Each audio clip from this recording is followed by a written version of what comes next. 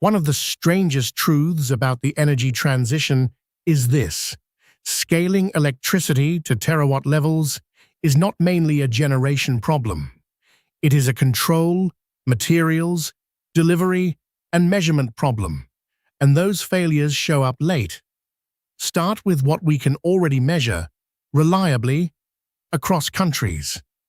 OECD electricity datasets in the 2020s tracked total electricity generation and generation by fuel in comparable ways. That sounds mundane, but it becomes strategic when electrification accelerates. If you cannot trust the accounting, you cannot trust the plan. Leaders end up arguing over incompatible definitions of capacity, generation, and delivered energy service. That confusion is not academic. It drives misallocation because it hides the gap between nameplate megawatts and usable, time-aligned megawatt hours. That gap widens as electricity becomes the dominant, controllable energy substrate. Electricity is no longer just lighting and motors. It becomes the interface layer for industry, compute, transport, heating, desalination, electrolysis, synthetic fuels, and new materials production. Each of those loads reshapes demand differently. Some create steep evening peaks, others run in blocks, others want seasonal energy. So planners need metrics that separate installed capacity from controllable energy, and that make shapeable electricity visible. Now shift to the grid itself. A Terawatt Civilization runs on power electronics. Inverter-mediated generation grows, and the old assumptions of synchronous machines stop being universal. That is where the control stack matters. Distributed droop control for DC microgrids is not a vague idea.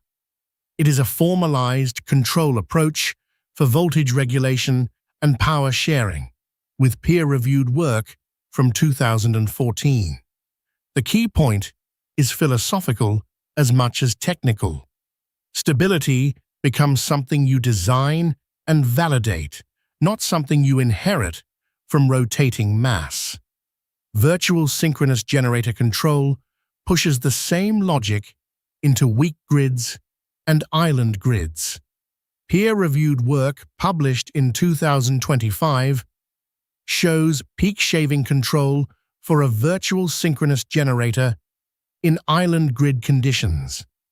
Again, the important message is not the specific algorithm. It is that functions historically supplied by synchronous machines, like frequency support, can be replaced by designed control behavior, but only if you validate it at system scale, not device by device. Once you accept that, protection becomes the next bottleneck. Relays, breakers, restoration logic, and black start procedures were built around short-circuit behavior and inertia that came for free from machines. In inverter-heavy grids, fault behavior can be control-defined. That forces new reliability studies that include dynamic interactions, not only steady-state adequacy. In practice, it changes procurement, interconnection agreements, and grid codes. You start requiring ride-through behavior, voltage support, frequency response, telemetry, and audited control modes, because low-cost electrons are not the same as controllable electrons. Solar illustrates the broader lesson about scaling. Terawatt-scale photovoltaics have been framed in peer-reviewed literature since 2013 as a coupled system problem. It is not just module efficiency, it is materials availability, manufacturing throughput, deployment logistics, and grid integration all at once. When any one of those lags, you get curtailment, stranded assets, and political backlash.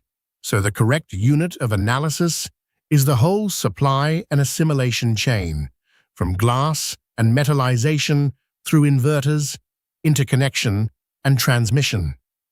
Materials risk is no longer theoretical in that chain. In 2026, tin demand and supply pressure under terawatt-scale photovoltaic deployment shows up explicitly inside formal scholarly review and editorial processes with multiple review stage artifacts and an editorial decision. Tin is a concrete example of a broader category: constrained materials that become silent limiters when you scale fast. The managerial implication is straightforward. Maintain a constrained material register across PV and power electronics supply chains and treat substitution, recycling, and dual sourcing as part of the capacity plan, not an afterthought. Firm generation has its own scaling trap. Nuclear, at terawatt contribution levels, is framed in 2026 as a delivery and industrialization transformation problem. The limiter is often not physics. It is project variance, licensing pathways, standardization, repeatability, workforce, quality assurance, component supply, and project controls. If nuclear is in your portfolio, the strategic question is whether you are investing in a delivery system or merely buying a technology label. It helps to remember that terawatt engineering is not new, just unfamiliar. A peer-reviewed description from 1976 discusses a 20-terawatt electron beam accelerator, a specialized pulsed power system. That is not a blueprint for grids. Still, it is a valuable reference class. It proves that engineers can manage extreme power levels when the system boundaries, control logic, and safety envelope are explicit. The open question is how much of that discipline transfers to grid-connected facilities that impose extreme but brief loads.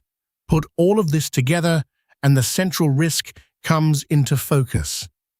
The failure modes are not only blackouts,